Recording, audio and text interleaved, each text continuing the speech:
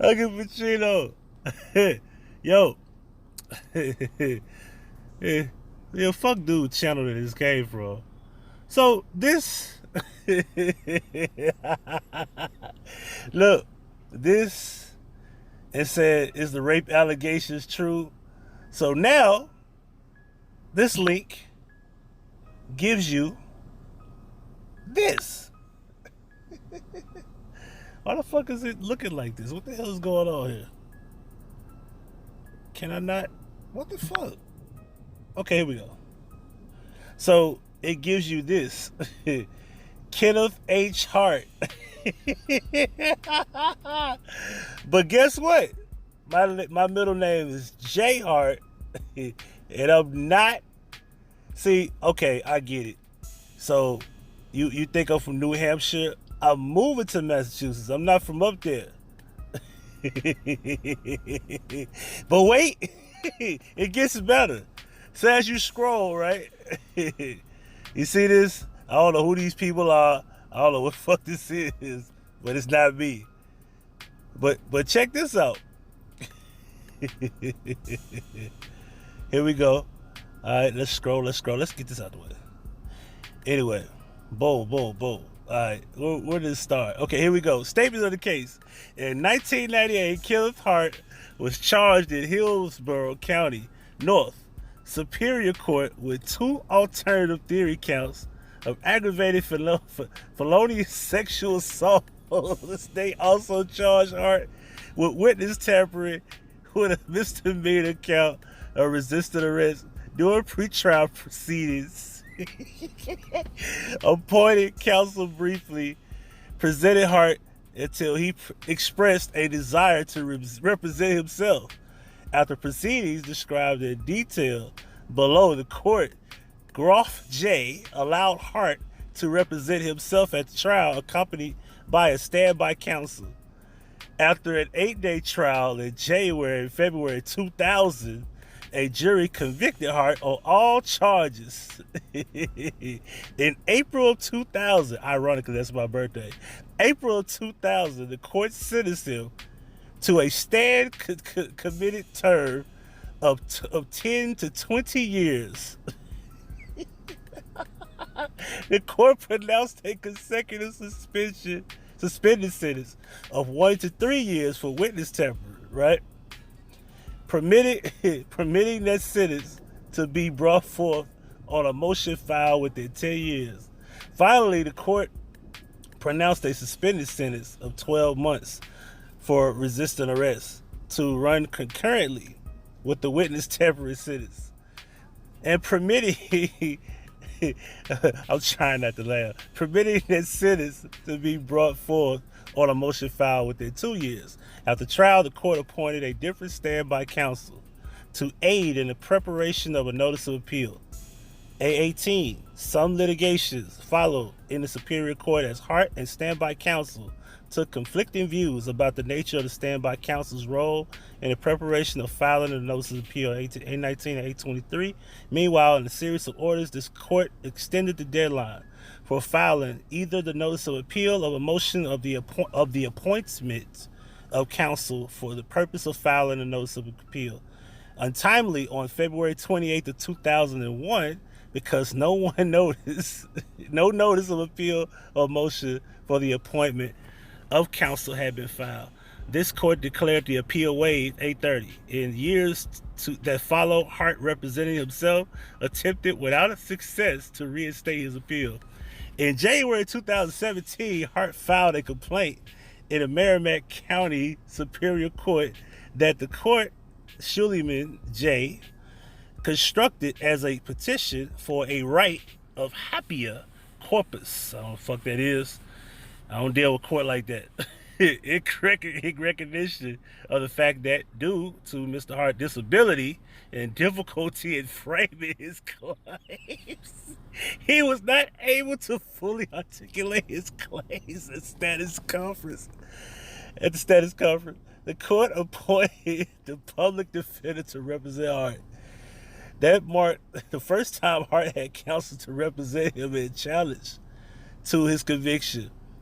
Counsel filed an amendment, habeas petition challenged Hart's conviction on the grounds that the trial court erred in permitting him to represent himself at the trial and for the purpose of filing a notice of appeal. The petition also sought relief on the ground that Hart had not knowingly waived his right to counsel.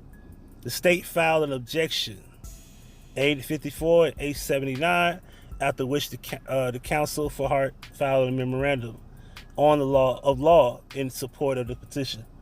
In October 2017, that wouldn't necessarily mean that I was dealing with court and I wasn't free. How the fuck was I on YouTube? Anyway, the court issued an order denying the petition. All right, so that means I'll still be in jail. I'm a cold motherfucker. I was riding around. How the fuck was I doing all that? Anyway, on October the 21st, 1998, 33-year-old CG moved into the Cathedral Manor rooming house on Pine Street in Manchester. Kenneth Hart had also had recently moved into the building. CG testified that she encountered Hart in the hallway on October the 22nd and exchanged greetings soon after she mentioned to the building's maintenance supervisor, Donald Bellware, that Hart really kind of give her the creeps. She saw him again October 22nd when she turned around after cleaning a shower in a communal bathroom. According to CG, on the morning of October 23rd, she used the bathroom and went downstairs to make a phone call and leave a note for the landlord. She then returned to the room, leaving the door open. She testified that when she turned around to leave, she found Hart standing in her room with boxers on. Talk about, you don't listen, folks. Let me stop. CG asked him why he was there, and he asked her if she needed money. CG testified that she replied, "Yeah, I need money, but I work for my money. I get my money legally." She did told him that she had to go and he needed to get out of her room. CG testified that the next day she clearly remembered was being in her closet. Put her in the closet. Let me stop, because this is not funny. This is a real story. But this is what they said I did to somebody. But anyway, with Hart behind her trying to undo her jeans.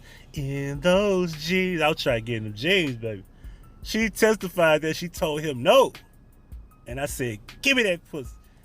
Girl, give me that." Okay, let me stop.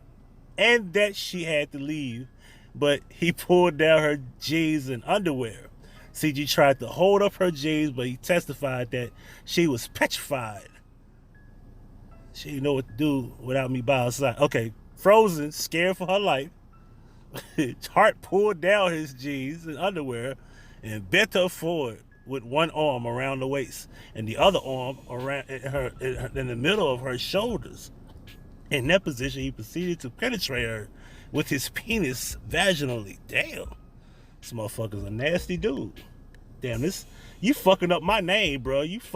Listen, I gotta holler at my son. Yo, it's a dude out here. I holler at my pops. Yo, it's a nigga out here fucking up our first and last name. Oh, we doing this in one take too. Let me take a sip of my water. Anyway, where did I leave off at? And telling him that she needed to leave as she had things to do. She testified that Hart proceeded to have intercourse with her until he ejaculated, which was quite some time later. CG acknowledged that she did not otherwise resist, saying that she wanted to get out of there alive, unbeaten, frozen, and petrified. Afterwards, according to CG, Hart pulled up his jeans and sat on the suitcase and urged her to take a shower to help relax. He also asked her several times not to tell anybody about their encounter. CG refused to take a shower, but did change her clothes. During that time, Hart said something about having some rich guy come over at midnight that night to meet him at the back door, and the guy would pay her to give him a blowjob, and his name was John Frank. Let me stop. I hate shit. I'm being petty right now. Hold on. Testifying that she was prepared at that point to say anything to leave the room. CG agreed when Hart told her to check to make sure nobody was in the hallway. CG did so and reported back to Hart. At that point, Hart left the room. CG also left and went to look for Bellware. CG found Bellware and told him and Hart that Hart raped her. Bellware advised her to go to police, but CG declined first to find her boyfriend. I'm not gonna read all this shit because this is it's not funny because it's a real story. But with that being said, ladies and gentlemen, I graduated in 2001. I was in high school. All right. This is definitely not my dad, because my dad worked at a car lot in 2001, in 1998, in 1999, in 2000 and 2001. My son is 16. He wasn't born yet. It's only 3 of us in my dad's side of the family. He has that name, I have that name, and my son has that name. None of us have the middle name H. My son has Javon, and so do I. And my dad has Reginald as his middle name. Oops. And my dad ain't never did no time in jail. But nice try. I guess we got a new narrative. Huggie's a rapist now. Keep fishing. As I told you, ain't no skeletons in my closet. Pretty girls to the dance floor, ugly girls to the parking lot. I'm out. Thank you for watching. Subscribe to the channel by hitting the red subscribe button and then hitting the notification bell. If you have problems receiving notifications, make sure you unsubscribe and then hit the resubscribe button and hit the bell again. Below you have playlists of many things from the past, such as the What's the Business series, the POF Experience series, and the Memory Lane series as well as past Vision playlists. Also, there's 2 new channels to subscribe to. My son's gaming channel for Life Gaming, and make sure you keep up with everything dealing with Huggie Pacino. This is Huggie Pacino for the Huggie Pacino Effect. Thank you for your support, and if you wish to donate, right, we going. What a money reside, what a money reside, what a money reside, what a money reside. Now that's Huggie Pacino certified.